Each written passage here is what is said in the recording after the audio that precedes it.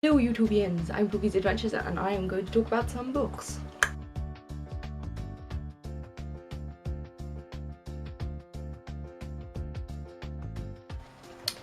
So I haven't made a video in a while and I am going to do a catch up of the books that I've read during the months of May, June, so far, those 2 months. Yeah, I haven't read many. I'm a bit behind on my reading schedule at the moment, which I'm a bit upset with.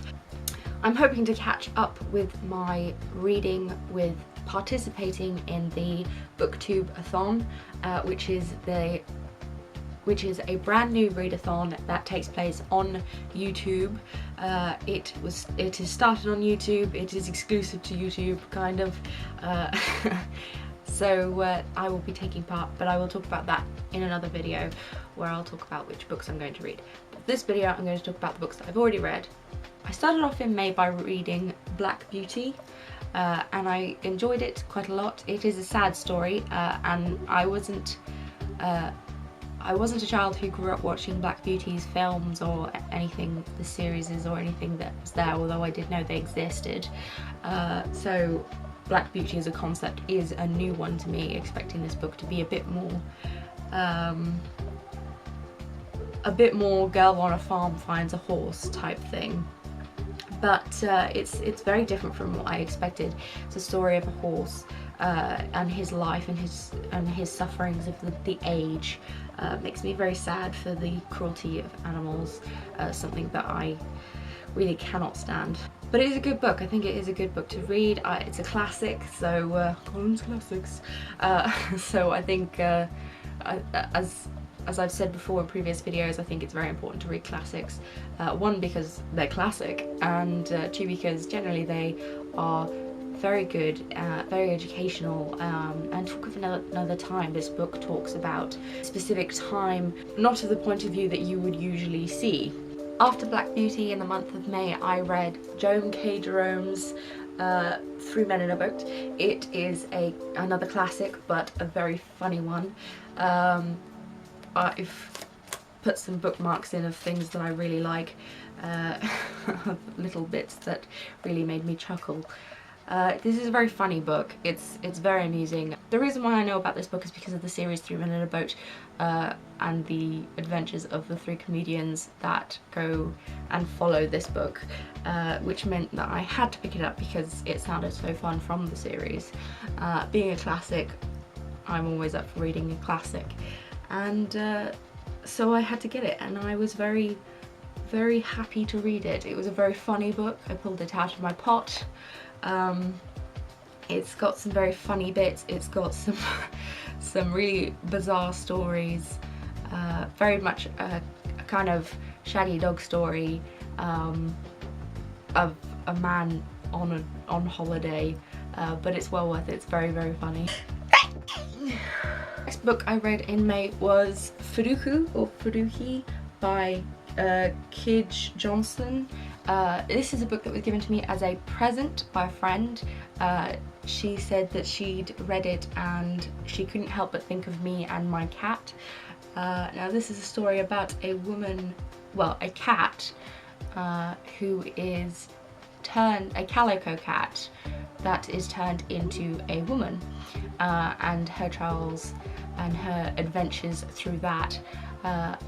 And also the other half of the story is told in the perspective of an old lady, an old princess, who is packing up her things and destroying things so that she can make the final journey. So you hear her telling the story about this cat, and you're left wondering whether it's a true story.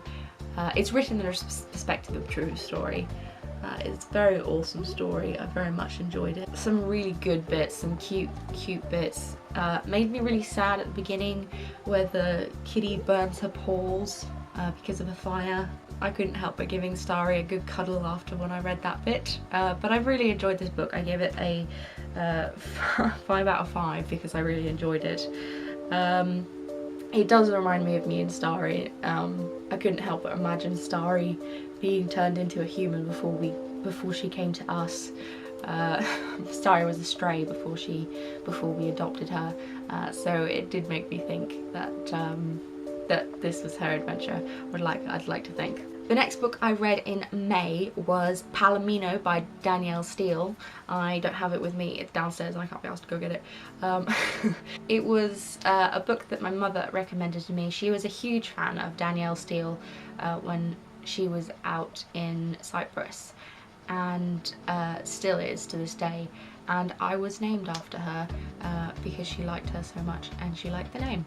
So I finally got round to picking up a Danielle Steele book for my namesake, pulling it out of my trusty tin, and I really enjoyed it. I thought it was a really good book. It was very romantic, but also not unrealistically romantic. It had hardship and a reality to it, which meant that although there is a kind of happily ever after, you kind of feel like it could actually have happened in real life, because it wasn't so fantasy, it wasn't easygoing.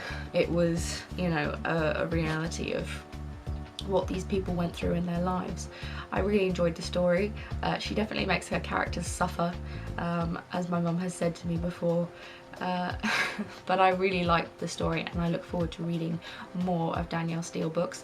We have a lot of them in the house, so I will have my work cut out for me, and I have put several of them in my tin. That was the end of May, and then I had a really appalling month, and I'm blaming it on the first book that I read of June, and that was this book right here. Now, I'm not one for wanting to destroy books. I'm against it in all respects. But this book I would happily burn to keep me warm, or use in art projects, or anything but let anybody else read it. It's called Summertime by Rafaela Barker. It is a story about a single parent who, to the detriment of her children, to the detriment of children's bringing up, she obsesses over her love life. Books like this is the reason why single parents are thought of like this. To my knowledge, the writer of this is a woman who's happily married with children, so I kind of feel like she has no right really to write on the perspective of a single parent, and this woman has got it completely wrong. So wrong it angers me to the extreme. On Goodreads I wrote a review of this book. I don't even want to hold this book, that's how much I hate it. I just want to throw it across the room. At the beginning of my Goodreads review, I wrote that I could write a dissertation of how much I hated this book and it still wouldn't express how much I hated this book. I know it's meant to be written as a comedy, but I just didn't and couldn't find it funny. I know that there are people who really appreciate this book and like it, but I can't. It physically makes me feel sick of how bad this story is in portraying single parents. And it's just, oh, I'm not even gonna get started. I hate this book. I fucking hate this book. I gave it a 0 out of 5 in my book. It has a 0 out of 5. I couldn't even give it a 0 on Goodreads. I have to give it a 1. But I hated this book. I hated it with fiery passion.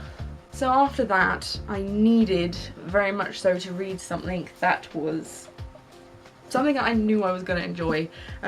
Anytime I read a really horrendous book that I hate, I have to read something that I know I'll enjoy, because it just it makes sure that I don't go into a reading funk. Although this book did affect me in how many books I did read this month, because I was just so about it. And then I picked up Shift by Hugh. This is the second in the trilogy, Wool trilogy.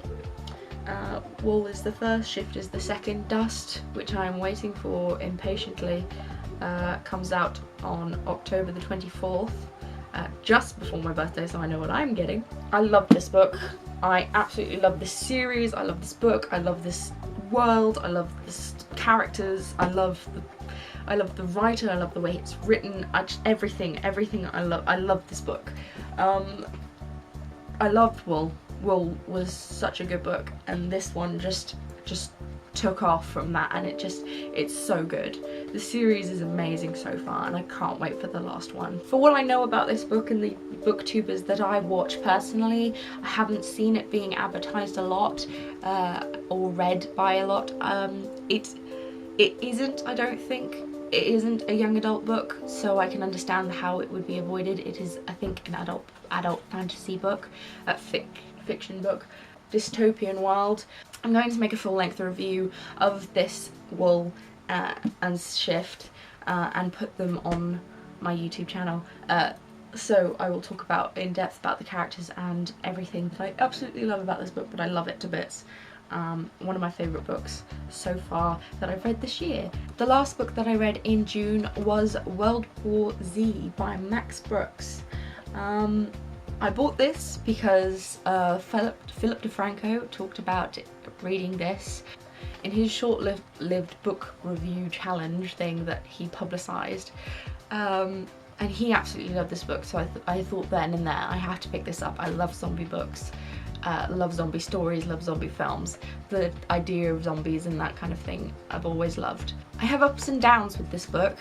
I think the funny thing is that there's one particular thing with this book which in a lot of ways is a pro and a con. And that thing is the fact that it's written in the perspective of lots and lots of different interviews with different people. Now the pro to this is that you get to see so much more than just it being the meltdown of a certain place in America or a meltdown in a certain place of England, you know, mainly London, because apparently we don't have anywhere else in England, just London in the movie world. So you get to experience it, you get to see the entire world's meltdown with the zombie apocalypse and the infection spreading. So you get to see it more like a documentary in the reality of personal experiences through the zombie apocalypse. But the flip side of that is, which is the con of it, but the same thing, is that because of that, it means that you don't have a focal character or a focal set of characters that you can root through the apocalypse, that you can grow attached to and worry about during their adventures through the zombie apocalypse. So at no point did I feel worried for anyone, particularly when they talked about people dying. It wasn't a shock because it was because in a lot of ways it was cold, because it was just an oral history of what happened.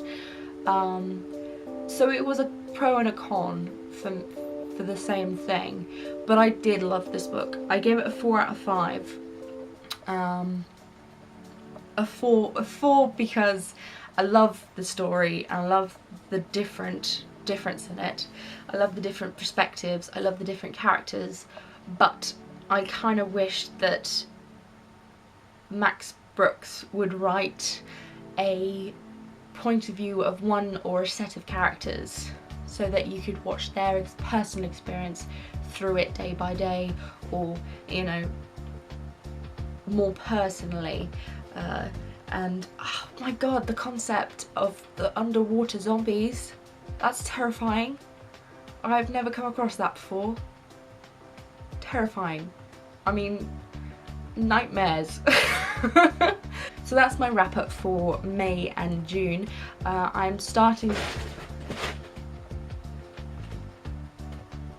My cat's playing in a bag, because that's what she does. Yep. So that's my wrap up for May and June. Thank you for watching. I will do some more reviews of the books, some of the books that I've talked about. I will probably go and burn Summertime. I'll be posting a video of me talking about the booktube-a-thon and the books that I'm going to read for that. So thank you for watching. Bye!